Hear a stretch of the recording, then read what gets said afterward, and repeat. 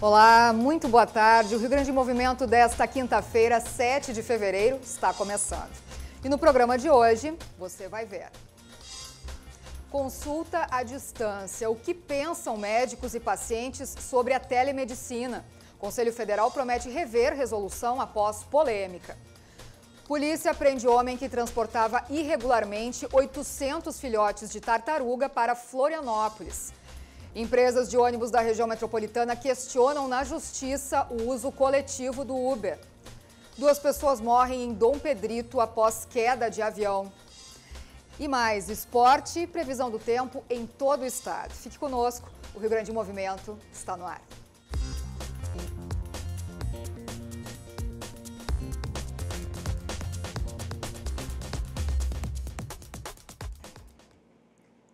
O Conselho Federal de Medicina se comprometeu a rever o texto da resolução que regulamenta os atendimentos de telemedicina.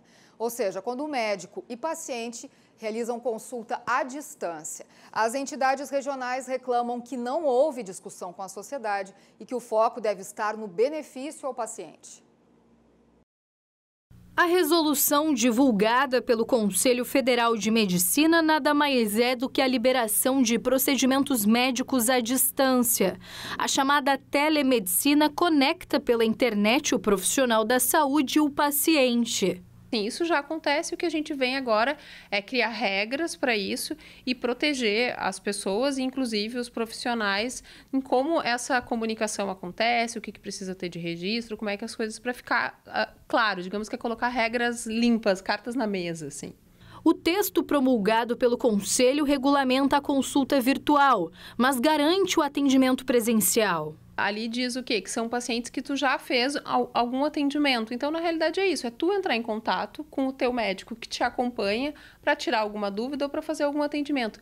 Se tu parar para pensar, um pouco a gente já faz isso, né? Se tu tem um médico que te acompanha há muito tempo e que te conhece, se tu tiver com uma dor de garganta, tu vai ligar para ele e vai dizer, eu posso tomar um remédio? E ele vai te dizer, olha, nesse caso eu preciso te ver. Ou não, nesse caso tu pode tomar um analgésico, toma aquele remédio que eu sei que tu já tomou. Então, isso são coisas que já acontecem e o que vem agora é colocar regra mesmo. O motivo do grito contrário à decisão por parte das entidades médicas foi a não participação de sindicatos e conselhos regionais na definição do texto que regulamenta o procedimento à distância. Mas o Conselho Federal de Medicina suspendeu nesta quarta-feira os efeitos da resolução e estipulou um prazo. A partir de agora, as entidades têm 45 dias para participar da discussão dos tópicos do texto.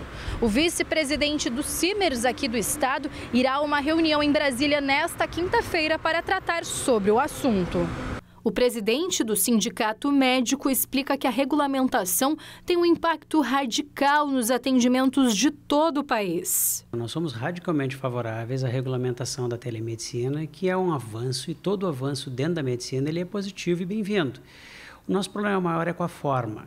Eu acho que no momento que o Conselho Federal de Medicina espontaneamente resolve fazer uma resolução, sem uma discussão com quem vai executar efetivamente aquela resolução, que são os médicos, e que todas as entidades fora de Brasília acabam reclamando justamente por uma falta de transparência no processo que levou à confecção dessa resolução, a gente vê que o fato pode ser importante, regulamentar a telemedicina, mas ele foi feito de maneira inadequada. Até a definição de quando a normativa irá passar a valer, as opiniões sobre o tema se dividem.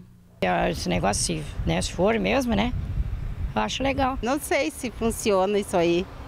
Eu acho que eu não sou a favor. O governador do estado, Eduardo Leite, participa neste momento de reunião almoço com empresários gaúchos para apresentar números da crise e traçar estratégia de recuperação do Rio Grande do Sul. Ontem ele visitou diversos sindicatos de servidores públicos para criar uma mesa de diálogo com o funcionalismo. A Associação dos Delegados de Polícia e a Associação dos Oficiais da Brigada Militar foram as primeiras entidades a receber o governador do estado, Eduardo Leite. Para o governador, questões estruturais impactam na carreira dos servidores. Porque não se sustentam, esses direitos todos não se sustentam financeiramente. Então o que nós estamos dizendo aqui, vindo em cada um dos sindicatos, em cada uma das associações, é tudo que vai ser feito, o que se pretende fazer, será feito com um diálogo e buscando construir com os sindicatos e associações o melhor caminho. O primeiro passo é que tenham todos a compreensão de que precisa ser feito. Todos me parecem ter essa compreensão, então eu estou assegurando que nesta relação leal, transparente, vamos construir as soluções que deem condições do Estado voltar a pagar em dia, que dê condições de assegurar aposentadorias em condições dignas e que se sustentem financeiramente pelo Estado. No final do encontro, a Associação dos Oficiais da Brigada Militar entregou uma lista com reivindicações da categoria e a ASDEP fará o mesmo nos próximos dias. Na semana que vem, Eduardo Leite deve visitar outras entidades. E o governador também se reuniu com o Sindicato dos Professores, que já sinalizou a necessidade de cumprir a legislação e pagar o piso salarial da categoria. No final do encontro, a presidente do CEPERS comentou a visita do governador. O diálogo, muitas vezes, ele poderá ser extremamente duro, né? Mas tu pode dialogar de forma dura, mas respeitosa. E essa impressão que nós tivemos hoje de um governo que quer dialogar, mas quer escutar também. E quer dialogar, escutar e que tenha consequência esse diálogo. A primeira impressão nos deixa com essa esperança de que tenha um governo que realmente nos escute, leve em consideração aquilo que a gente fala e, principalmente, que respeite os educadores, a educação e que tenha compromisso com a educação do Estado. E nós seguimos falando de educação. As inscrições para o primeiro semestre de 2019 no Fundo de Financiamento Estudantil, o FIES, começaram hoje e vão até 14 de fevereiro. Após as mudanças no programa, o financiamento conta com duas modalidades. A primeira oferece vagas com juros zero para estudantes com renda familiar mensal per capita de até 3 salários mínimos, além de possibilitar que as prestações comecem a ser pagas respeitando o limite de renda. E a segunda modalidade, chamada de PFIES, foi criada para estudantes que tenham renda familiar mensal de até 5 salários mínimos por pessoa. Todas as informações estão no site fies.mec.gov.br. E a Polícia Rodoviária Federal prendeu, a noite passada, um homem de 49 anos que transportava cerca de 800 filhotes de tartaruga. O flagrante ocorreu durante a abordagem na BR-290 em Eldorado do Sul.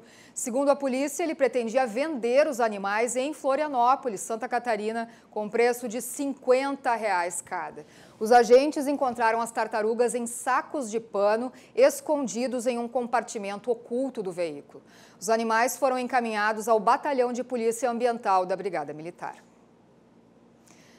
Um homem de 51 anos e uma criança de 8 anos morreram na queda de um avião em Dom Pedrito, no interior do estado, a noite passada. Segundo o Corpo de Bombeiros do município, o avião de manobra caiu na zona rural, em uma localidade conhecida como Estrada do Meio. Ainda está sendo apurada a causa do acidente e também confirmada a identificação das vítimas. Representantes do transporte público intermunicipal pedem o fim do Uber Juntos, uma modalidade do aplicativo que permite que mais de um passageiro divida o carro até o destino final. Segundo a categoria, o aplicativo não tem concessão para a atividade. O Douglas mora em Canoas e precisa utilizar o transporte público para trabalhar ou até para algum passeio mais longo.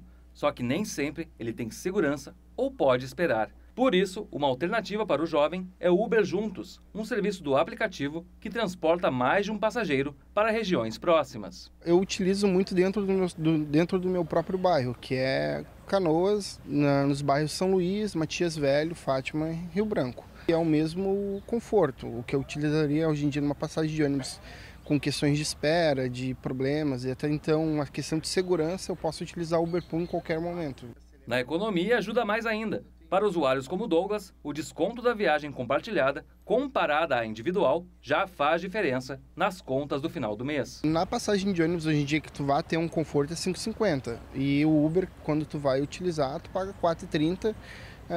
A questão de um percurso de um bairro a outro. Mas nem todo mundo anda feliz com a popularidade da nova modalidade do aplicativo, que começou a funcionar na região metropolitana no último trimestre do ano passado. Empresas de ônibus intermunicipais pediram a proibição do Uber Juntos. A alegação é de que a modalidade é ilegal um transporte coletivo sem concessão do governo do estado. Existe uma concessão de transporte coletivo que tem obrigações que esse tipo de transporte privado, de contrato privado, não tem. Por exemplo, o transporte coletivo é obrigado a atender de sábado, domingo, fim de semana, madrugada, tendo ou não tendo passageiros, tendo 1 ou tendo 10, enquanto que o serviço por aplicativos, por demanda, ele atende quem pede, quem precisa no horário que ele existe, inclusive a questão tarifária. Em todo o país, 15 empresas de ônibus pediram o fim do serviço, mesmo que ele funcione em apenas 6 municípios. Em nota, a Uber afirmou que o Juntos não é transporte coletivo, mas sim um sistema que agrega viagens individuais que convergem para o mesmo destino com o mesmo veículo.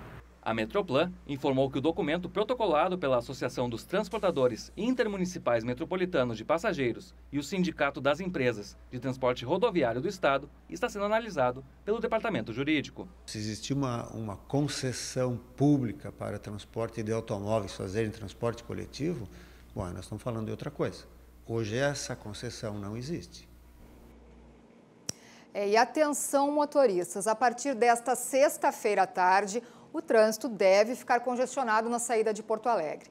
Isso porque um trecho da rodovia será interditado devido a obras da nova ponte do Guaíba. Os bloqueios vão ocorrer nos 2 próximos finais de semana. Durante 6 dias, a Freeway será interditada entre os quilômetros 94 e 95. Nesta sexta-feira, dia 8 de fevereiro, e também na próxima sexta, dia 15, uma faixa da BR-290 ficará fechada no sentido litoral Porto Alegre a partir das 5 horas da tarde. À meia-noite deste sábado, dia 9, a rodovia será fechada nos 2 sentidos e o bloqueio seguirá até as 2 horas da tarde do domingo. No próximo final de semana, dos dias 15, 16 e 17, devem ocorrer os mesmos bloqueios. De acordo com o DENIT do Rio Grande do Sul, é preciso interditar o trecho para que as vigas sejam posicionadas sobre a via para a construção da nova ponte do Guaíba. A Superintendência Regional do Departamento Nacional de Infraestrutura de Transportes do Rio Grande do Sul informa que os desvios sejam feitos através de opções de acesso na área urbana, que podem ser acessados pelo site www.denit.gov.br. O Cruzando as Conversas, programa de debates aqui da RDC TV, discutiu nesta quarta-feira a polêmica da redução da maioridade penal no Brasil. Conforme uma pesquisa divulgada pelo Instituto Datafolha em janeiro deste ano, 84% dos entrevistados são a favor da medida, que reduz de 18 para 16 anos a idade para o jovem ser enquadrado na legislação penal. Confira um trecho do programa. Uma pessoa presa ou um adolescente da fase custa, em termos globais, cerca de R$10 mil por mês. Se nós pegarmos lá o orçamento de uma fase e o número de adolescentes internos, vai dar 10 mil, 12 mil reais por mês. Muito bem. O sistema de saúde é a mesma coisa. Se eu evitasse a gripe lá, eu não teria que tratar a pneumonia no hospital, que custa muito mais caro.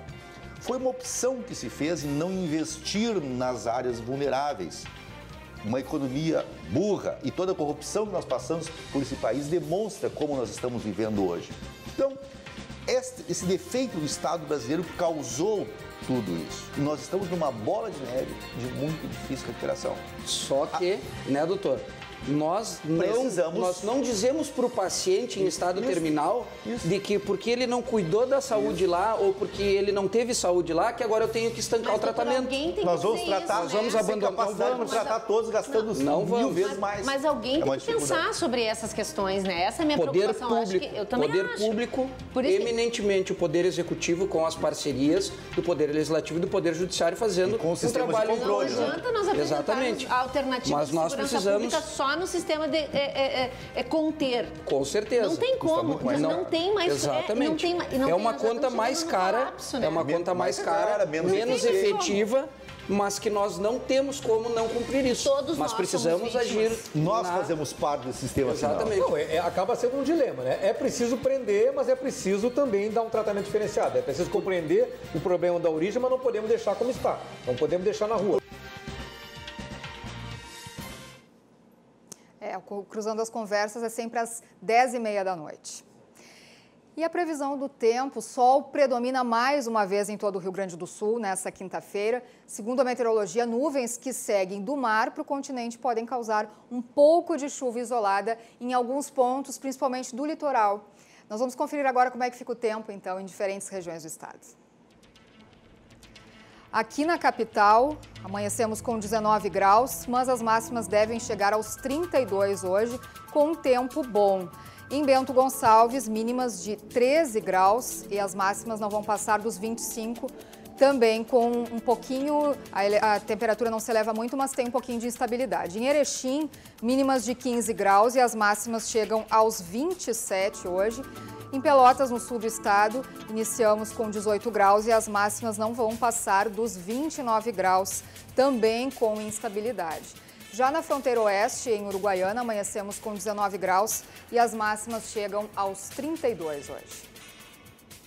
A gente faz um rápido intervalo e já voltamos conversando sobre as exportações que aquecem a economia do estado. Fique conosco.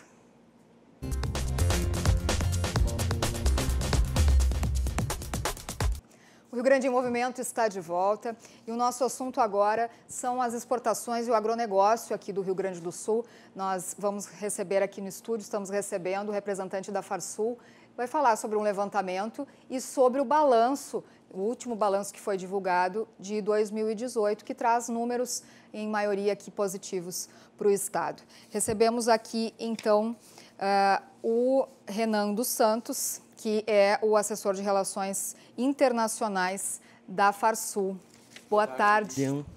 Boa tarde, os telespectadores da RDC TV. Gostaria de agradecer o convite, essa oportunidade de estar aqui falando um pouco dos números das exportações do Rio Grande do Sul do agronegócio. Uhum. Bom, os números fecharam em alta, né? Teve um aumento significativo em relação a 2017. Sim. Nós fechamos com 12 bilhões de dólares exportados pelo agronegócio. Isso dá um aumento de 5,2% no faturamento. Uhum. Então, um aumento bem expressivo e 5% também no volume exportado. Pois é, teve aumento também de volume comercializado. Exatamente. Que foi de 4,9%, quase 5% no volume exportado. Também. Pois é, a Farsul, né, que tem esses números, esse levantamento, e ela acredita a que fatores esse crescimento? Bom, foi um ano muito bom, o câmbio também, esse faturamento em dólares, certo? Então, o câmbio também favoreceu muitas exportações, por estar com um valor elevado, estimula as exportações. Algumas condições nós tivemos, foi muito bom e nós tivemos diversos obstáculos ao longo do ano. Uhum. Então, poderia ter sido melhor ainda. Quando tu vê esse valor de 5% de aumento, antes da greve dos caminhoneiros lá em maio, esse valor, o acumulado da diferença de 17 para 18, chegava a 25% a mais no começo do ano. Imagina. Então, estava extremamente aquecida, mas enfrentamos os problemas brasileiros típicos, né? Uhum. Essas questões malucas de tabelar frete, essas coisas que não tem cabimento numa economia de mercado. Pois é, e prejudicaram bastante nas exportações. Afetou, acho que a agricultura foi um dos setores mais afetados, né? Com certeza. A gente teve notícias disso aqui, inclusive trouxemos aqui. Vocês têm números isso também, o quanto prejudicou? É difícil de calcular, né? As cadeias foram muito prejudicadas, por exemplo, o frango, a carne suína, que são cadeias que têm ciclos diferentes de uma carne bovina, por exemplo, que é muito mais longo. Então, qualquer quebra na saída da fazenda para exportar acabou quebrando essas cadeias de uma maneira muito intensa. Uhum. Então, as carnes, de uma maneira geral, acabaram sofrendo bastante. Então, tem vários pontos pequenos, assim, mas que começa a juntar tudo e dá um prejuízo muito grande. Pois é, e o Grupo Carnes justamente teve uma queda, né? O Grupo Carnes, como um todo, teve, puxado pelo frango e carne suína que caíram.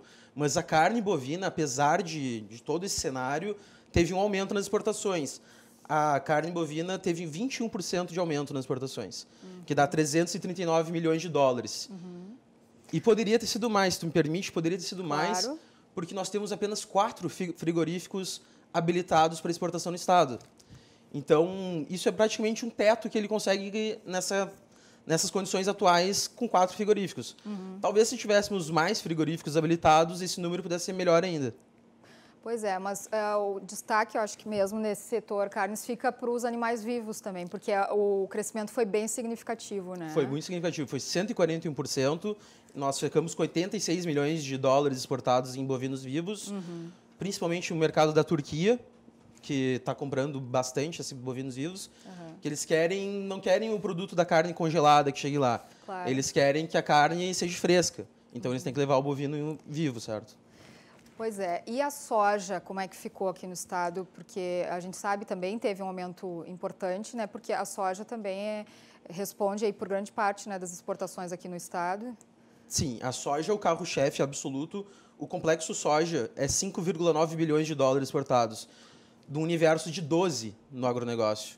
Então, é praticamente a metade do que se exporta do agronegócio gaúcho é soja e vai para a China. Então, o complexo soja teve um aumento de 8%. O farelo de soja também aumentou de maneira expressiva as suas exportações. De uma maneira geral, foi muito bom. E a soja em grãos teve um aumento de 3% ainda também. Então, o complexo soja, de uma maneira geral, foi muito bem esse ano. Certo. Eu queria falar um pouquinho sobre... a gente falou aí da greve dos caminhoneiros, que foi um fator muito relevante aí, né, que tivemos ali foi em maio de 2018, isso, né? O ano foi marcado também pela crise leiteira, né? A maior crise da história no setor do leite, né? Eu queria que tu comentasse um pouquinho também em nome da Farsul. Pois é, a crise do leite, inclusive, teve alguns movimentos de fechar a fronteira para impedir a entrada de leite, porque não sabiam de onde estava vindo esse leite importado, leite em pó, etc.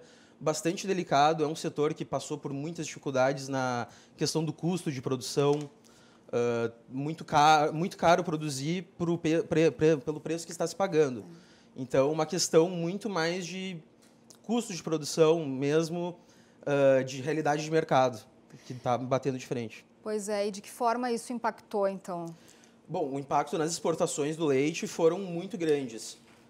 Chegou a cair uma queda. 81% nas exportações de leite. Nossa, é muita coisa. Então, é muita coisa. E também observamos, eu não sei o número exato, mas a gente observa um aumento nas importações de leites e derivados, principalmente vindo do Mercosul. Aqui para o estado. Pois é, e que medidas a Farsul tem planejado agora para 2019 em relação a esse setor também? O que vocês têm? Pois é, nós acreditamos no livre mercado. Então, acreditamos que infelizmente, se o cenário é esse, o cenário é esse. Não acreditamos em medidas de fechar fronteiras para proteger o produto, sabe? Se a realidade é essa, o que nós temos que fazer é diminuir os custos. Nós precisamos diminuir os impostos, tornar a cadeia mais competitiva de uma maneira interna, não nos fecharmos para o mundo. Nós precisamos, melhorarmos as nossas condições. Certo, e entrando um pouco nesse assunto também, também tivemos aí, mais agora para o final do ano também, os agricultores aqui que estavam, inclusive, indo a Brasília, né, para tentar dialogar com a nova ministra do Meio Ambiente, a respeito do Mercosul, principalmente, né? Como é que ficou essa questão e também a posição da Farsul? Pois então, nós realizamos na Farsul um estudo sobre as assimetrias do Mercosul.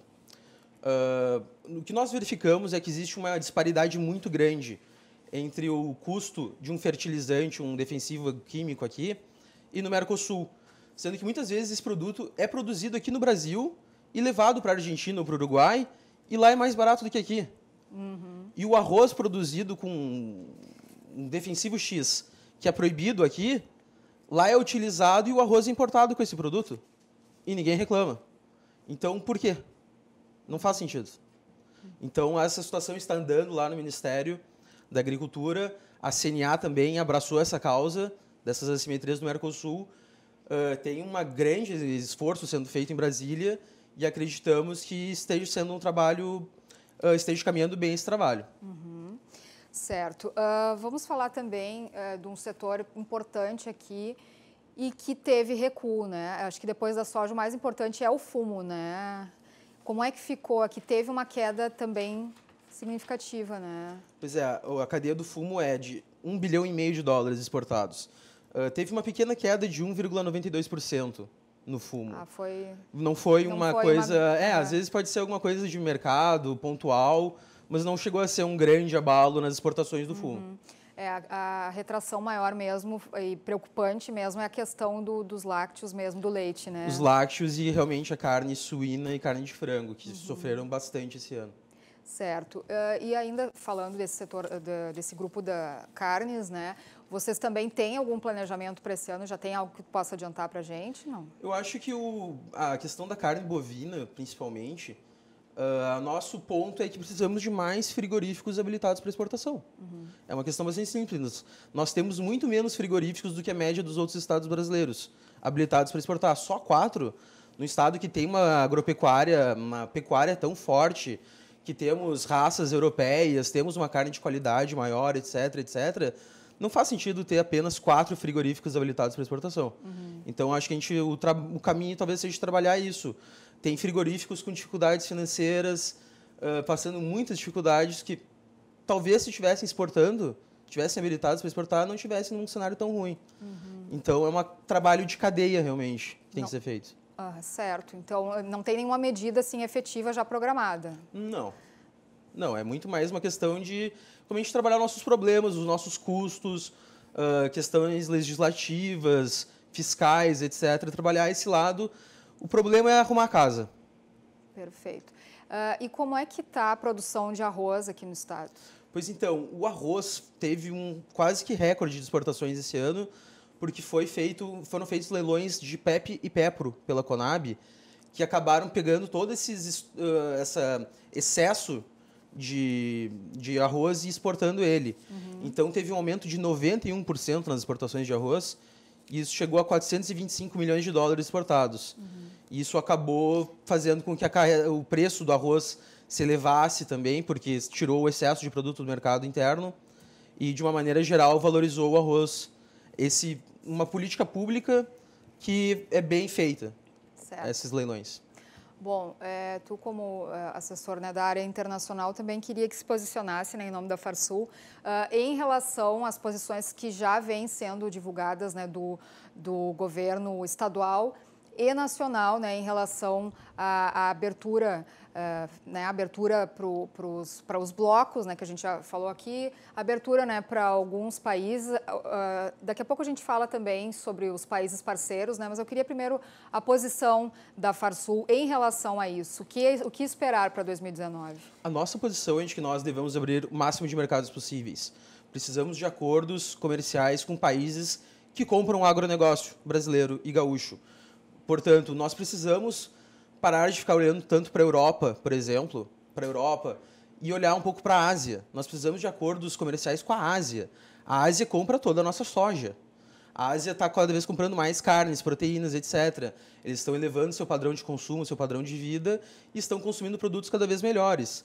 Então, na nossa visão, é de que nós devemos abrir mercados que comprem o agro. Certo. E isso está sendo sinalizado pelo governo estadual e federal? Isso está sendo sinalizado de uma forma bem interessante no governo federal. Dá para ver que a equipe econômica do presidente Bolsonaro abraça essas causas. Já conseguiram entender que a gente tem um foco comercial na Ásia que deve ser perseguido. No caso do agronegócio, a China, Principalmente a China, mas a Ásia como um todo, a Índia também tem uma população enorme de bilhões de pessoas. Então, existe todo um mercado, Vietnã, etc., que é muito propício para a gente. Apesar da nossa distância, é um mercado que é muito fértil, muito bom, e que nós deveríamos estar perseguindo de uma maneira muito mais enfática do que agora. Tá certo. Agradecemos muito a sua participação aqui no programa e convidamos a Farsul, que sempre volte aqui no Rio Grande em Movimento e siga nos atualizando da situação, muito toda a situação do setor. O nosso relatório está disponível no site da farsul.org.br. Estamos sempre à disposição, só ligar para a assessoria econômica da Farsul que estamos disponíveis. Tá certo, muito obrigada. Lembrando você, estamos ao vivo no Facebook, hein? Não esquece, RDC TV Digital, compartilha ali o vídeo que está ao vivo, você pode já compartilhar agora se quiser e colocar também as tuas dúvidas, os teus comentários na nossa live ali, acessa. E também, é claro, estamos em todas as plataformas digitais, além dos canais 24 e 524 da NET. Vamos para um rápido intervalo, daqui a pouquinho tem o esporte, fique com a gente.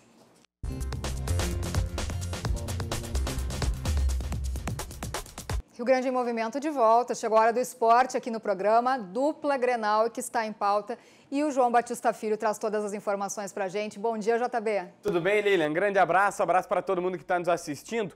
E eu já faço uma conexão, eu sempre brinco, a gente vai de tritáxi aéreo, vai de helicóptero até o CT do Grêmio, onde está o repórter Guilherme Paz para nos atualizar as últimas do Tricolor. Fala, Gui. Treino realizado essa manhã aqui no CT Presidente Luiz Carvalho, onde novamente o lateral direito Léo Moura não participou das atividades com os demais jogadores. Matheus Henrique realizou a primeira parte da atividade com todos os jogadores, mas na segunda parte treinou em separado por conta de dores no pé. No próximo domingo, o Grêmio enfrenta o Avenida, valendo a taça da Recopa Gaúcha. E o atacante Everton já disse que Renato quer o título. O Renato também que pediu para todos os jogadores assistirem os jogos da Libertadores, de outros campeonatos, já que são possíveis próximos adversários ainda essa temporada. E sobre essa temporada, teve antecipação no Grenal, que era dia 17 de março, agora passou para sábado, às 19 horas, dia 16 de março. Uma outra informação é que o goleiro Marcelo Groy passou por uma cirurgia no punho em Madrid, mas o negócio não corre risco de ser desfeito. O Grêmio até já recebeu boa parte do dinheiro da venda. Com as notícias do Grêmio, aqui do CT Presidente Luiz Carvalho, Guilherme Paz. Infelizmente, né, aconteceu essa situação aí, Gui, sobre o Marcelo Groy, que teve que operar, ele tá em Madrid neste momento, é uma baita figura, teve que operar novamente o punho, tem uma redução salarial, essa é a única consequência, o Groy não vai voltar para o Grêmio, o negócio não vai ser desfeito como já trouxe o Guilherme Paz, o Grêmio já recebeu parte dos 3 milhões de dólares da venda do Marcelo Groy e segue sua vida. Sobre o que disse o Everton, aí citado pelo Guilherme Paz, poxa vida, tá bom, vai jogar contra a Avenida, tenta conquistar o título, né, a taça da Recopa Gaúcha, mas assim, se perder não faz menor diferença. O Grêmio tem que jogar para, claro, manter o ritmo, se preparar para a Libertadores, porque Recopa Gaúcha, né, não faz nenhuma diferença na vida do tricolor, tem que focar mesmo, na Copa do Brasil, na Libertadores, no Campeonato Brasileiro, e tenho certeza que o Renato sabe disso, mas claro, perder nunca é ruim, então numa dessas pega uma taça. Só não vão dar volta olímpica na arena, pelo amor de Deus, ganha, bota debaixo do braço, vai lá no vestiário, toma uma cerveja e era isso. Também não dá para achar que vale muita coisa esse título, embora o Argel, quando era técnico do Inter, dizia que ele foi campeão gaúcho, campeão da Recopa Gaúcha, como se isso fosse grande coisa. Argel com uma baita figura, mas essa não tem como colar, tá certo, Argel? Bom, já que eu citei de um técnico do Inter, eu falei de um técnico do Inter, tem as notícias do Colorado também. O repórter Pedro Oliveira acompanhou o treinamento do Internacional e nos traz as últimas novidades do Colorado. Depois de 3 jogos sem vitória e com início muito turbulento, o Internacional conseguiu vencer o Brasil de Pelotas para aliviar a pressão do torcedor. A gente sabia que tínhamos que conseguir uma vitória para nossa tranquilidade, mas aqui no vestiário não acontecia nada. A gente estava tranquilo, era o começo do ano. Tínhamos que ajustar detalhes, sim, mas confiamos em nosso trabalho, que a gente vem fazendo dia a dia. E graças a Deus a vitória veio e pudimos conquistar 3 pontos que é importante para nós. Vitor Cuesta, antes do Inter, jogou grande parte da sua carreira no Independente da Argentina. Lá existe uma rivalidade muito forte com o Racing. E agora, com esta rivalidade tão grande entre Inter e Grêmio, será que o gringo já comparou a situação do tricolor, que começou melhor o Campeonato Gaúcho, com o Inter, que começou não tão bem assim? Bom, aqui a gente sabe como é a rivalidade, mas isso aí não significa nada, porque se tu pegar o ano passado, o Grêmio não tinha começado bem e acabou sendo campeão do Gauchão. Então, obviamente que nós pensamos em nós e sabemos que temos que melhorar para nosso melhor no começo do ano. Mas, enfim, agora estamos melhorando, melhoramos fisicamente, melhoramos no futebolístico também. Cuesta que o Inter começou mal, de fato todo mundo sabe. Mas, gringo, por quê?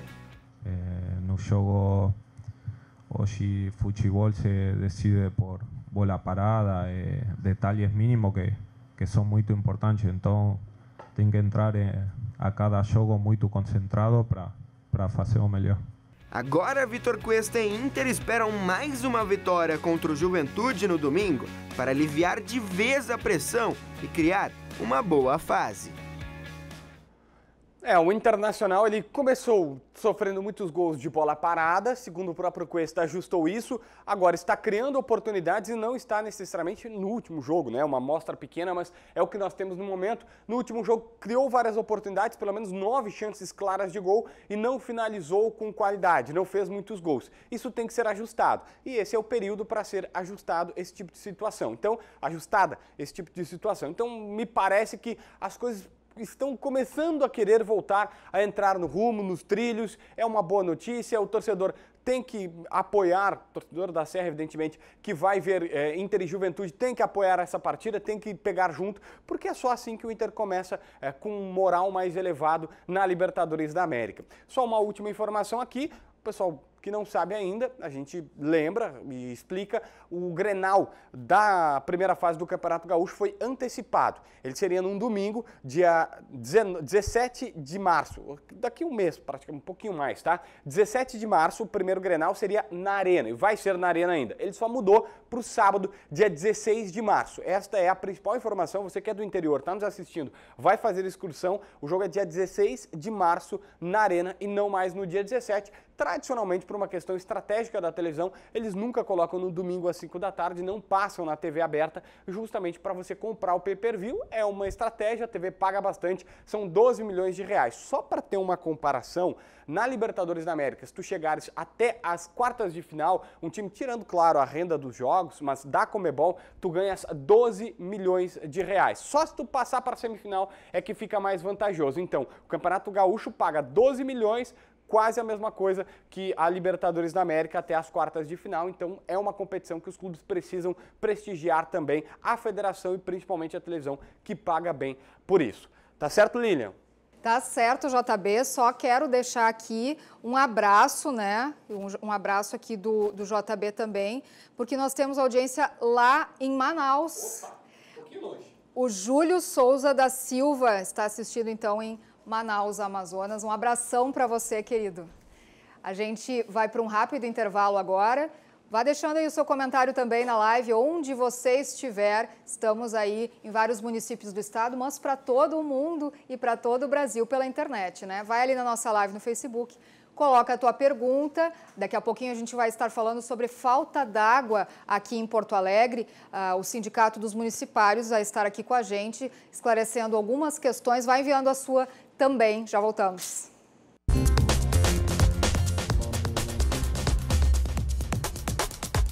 Rio Grande Movimento está de volta. O nosso assunto agora é a falta d'água aqui em Porto Alegre. Se você tiver alguma pergunta ou um comentário sobre o assunto, coloca aí na nossa live. Nós estamos ao vivo no Facebook RDC TV Digital.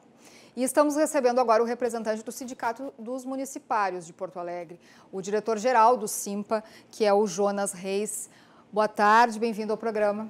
Boa tarde, é uma satisfação estarmos aqui para falar desse problema que o sindicato tem denunciado desde 2017.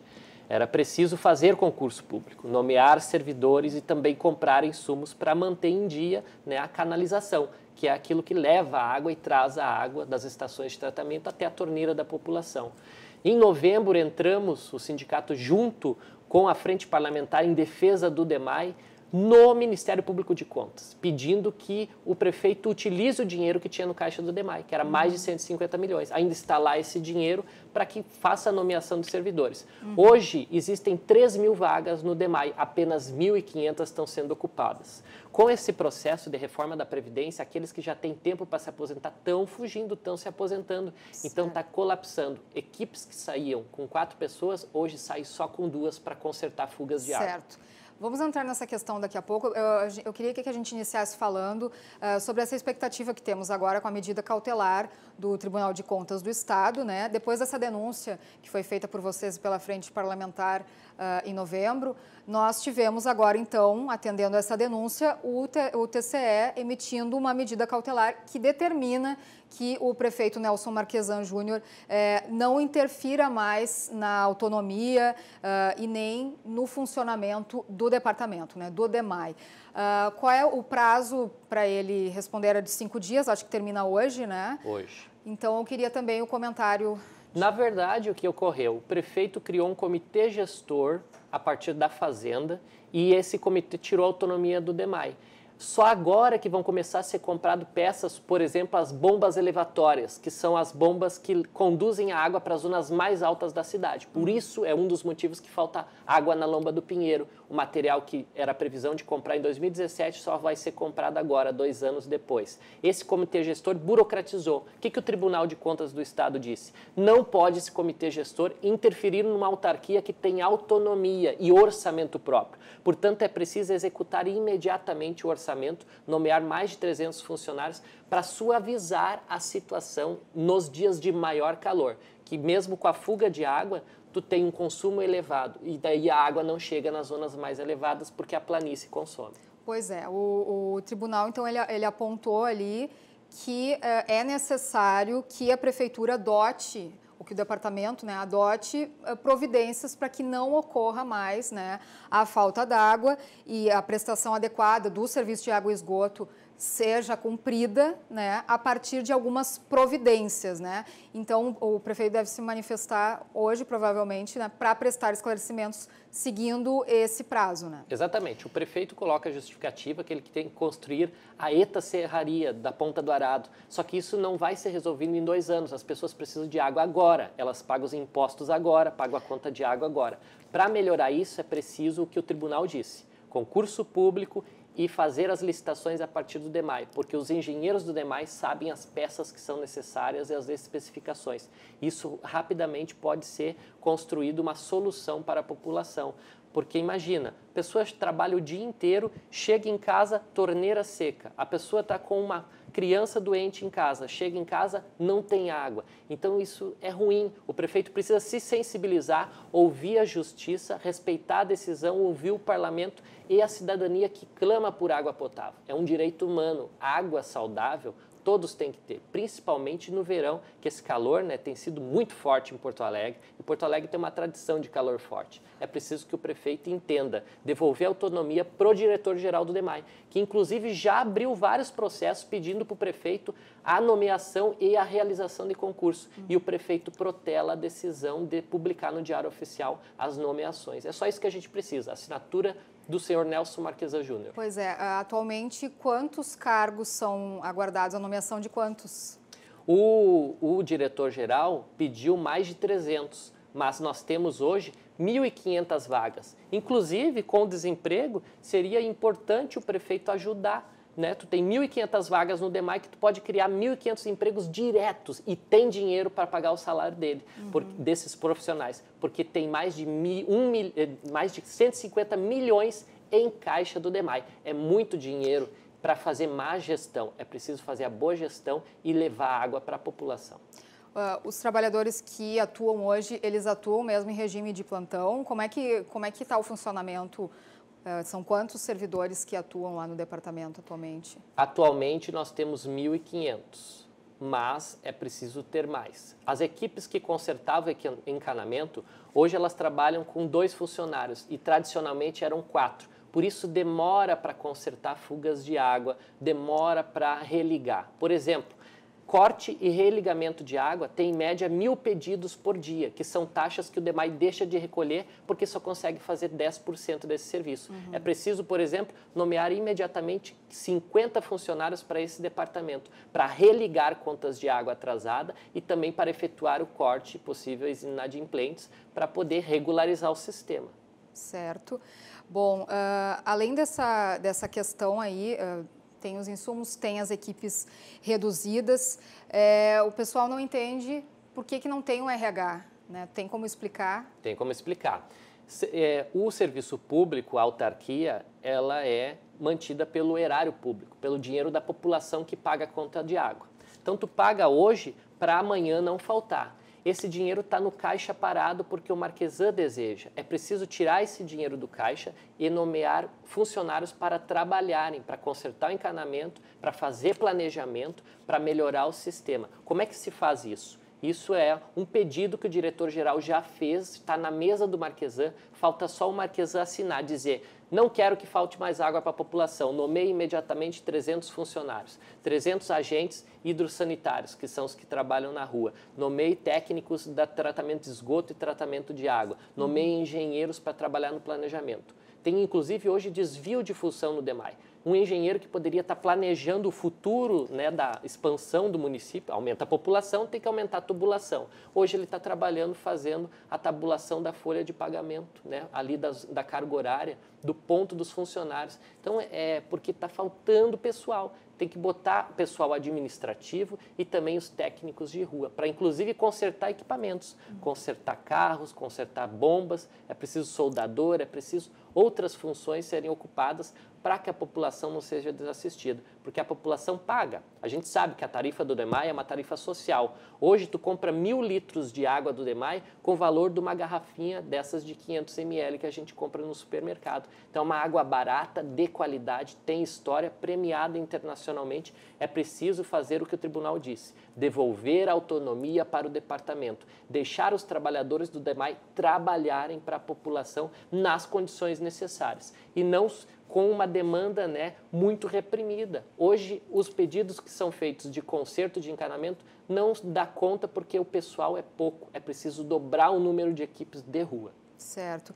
Bom, o prefeito já se manifestou a respeito desse assunto, né? A prefeitura emitiu nota, teve uma reunião, inclusive, né, com o diretor de relacionamento com o cliente, enfim...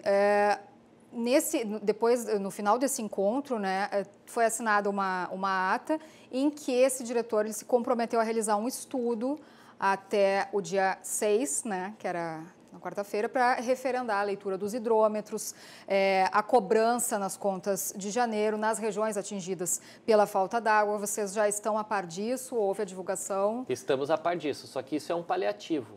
Ou aquele que não está recebendo água não pagar, é um direito não pagar, porque a prefeitura não está levando via encanamento. Muitas vezes consegue levar com caminhão-pipa, mas daí vai uma vez a cada 2, 3 dias. Esse é um direito dele, não pagar pelo que não está recebendo, mas isso é paliativo. O que é preciso para resolver daqui um mês ter água nessa população, é preciso comprar os insumos para manter o encanamento em dia. É igual um motor de carro, um exemplo para a população. O motor de carro, tu tem que ir consertando peça a peça, tu não pode deixar ele colapsar, tu tem que trocar o óleo de período em período. Assim é o encanamento da cidade, assim é as casas de bomba, tu tem que ir consertando para não colapsar. Então é preciso ter os insumos necessários para na hora que acontece um pequeno problema ter o conserto. Senão tu vai ter um grande problema como recentemente a gente teve na Zona Leste. Então é preciso fazer o quê? Gestão séria a favor da população.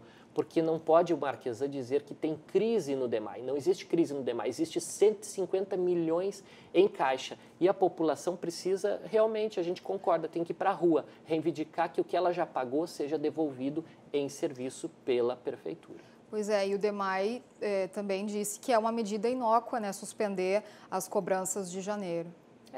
Isso não vai resolver muita coisa. O que resolveria é a pessoa ter água na sua torneira. Para ter água na sua torneira é preciso ter equipes que ajudem a tratar a água, que ajudem a consertar o encanamento que leva a água até as casas e que o planejamento seja executado.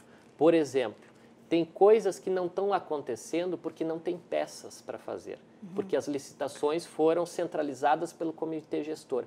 Isso é preciso dar um fim, o tribunal já disse. Tem até hoje o prefeito para responder. Ele precisa simplesmente deixar o diretor-geral do DEMAI trabalhar, deixar os servidores do DEMAI e esses 1.500 que ainda restam, trabalhar para a população. Eu, inclusive, conversei com um da Zona Sul que ele me disse, Jonas, eu tenho 38 anos de serviço e ontem eu não consegui ir para a rua porque não tinha o equipamento. Isso é lamentável. Bom, o prefeito também fez um anúncio de investimentos, né, do DEMAI no 4º distrito, que é onde fica, né, a sede do departamento, e anunciou, então, um orçamento de 280 milhões de reais, afirmando que a solução para a falta d'água no extremo sul da capital, então, seria a construção da estação de tratamento Ponta do Arado. Esta é uma das soluções já planejada desde 2011. O governo não executou até agora porque não quis. Ele não pode anunciar isso agora e vai demorar 2 anos, porque é uma obra muito grande. Pensa, 280 milhões, que isso vai dobrar a capacidade do sistema. Só que isso não vai resolver hoje, nós precisamos resolver hoje, fevereiro. Como é que resolve fevereiro? O tribunal disse, nomeia servidor e faz a compra dos insumos. Essa é a solução para agora. Ele não pode anunciar uma solução para daqui 2 anos. É um desrespeito com a população da Lomba do Pinheiro, população da Restinga, do Lamido, Belém Novo e da Moradas da Hípica ali, né? Aquela região do Aberta Morros está crescendo muito. Já tinha um planejamento municipal de saneamento, não está sendo executado porque o Marquesan retirou a autonomia do departamento. Isso é muito triste e nós queremos conversar com a população sobre isso. A população precisa saber, existia um documento que é um plano municipal de saneamento que não está sendo executado porque o prefeito deixa parar tudo na sua gaveta. Isso é triste. Pois é, e ele também disse que estão esperando, estão buscando, que está ciente, né, da situação desses moradores, que estão buscando soluções e que, para isso, aguardam, então, a liberação de recursos do governo federal. Tem mais um dado. Há 2 anos, nós denunciamos com esse panfleto, entregamos mais de 500 desses exemplares nas sinaleiras e nesse documento estava dito, se não investir no DEMAI, o dinheiro que ele tem em caixa vai colapsar a água. Aconteceu. O sindicato anunciou em abril de 2017, aconteceu agora em fevereiro e janeiro de 2019. É muito triste o prefeito Marquesan não ter ouvido, inclusive, o sindicato, porque a gente quer ser parceiro da população. Afinal de contas, nós, servidores públicos, quem paga o nosso salário é o cidadão e a cidadã. Certo. Nós teríamos ainda muito a falar, né? Inclusive porque já tem investimentos em andamento que foram anunciados pela Prefeitura, né? Para o primeiro e para o segundo semestre.